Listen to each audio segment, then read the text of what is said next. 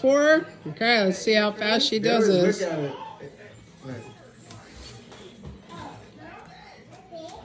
Let's see if she's cheating. Is she moving any stickers? There's no stickers. No, oh, there's no stickers on this one. Imagine that whole brain is just going, figuring all that out. She just loves me there when she. There you go. She's on 10 seconds. Does she compete for them? No. Oh no, it's just fun. She just for her, it's fun. Yeah. She's like, oh, you guys get me nervous. That's her thing. That's her work. It would be like 5 minutes to figure out.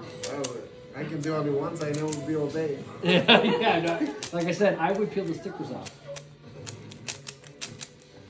We wait with anticipation. Oh wait, oh, it's all white on the bottom. Okay, that's good. She made a pretty pattern on top. That's one of the pieces that you have to make some sort of pattern that she recognizes the pattern and then she. Then she knows what she's got. There you go. That's good. You want to know how long it took her? Yes. 50 seconds.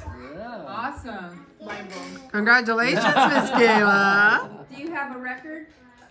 That would be it. Makes it severe. I know we'll do it quick. No. Give it back to her. It's hers, babe.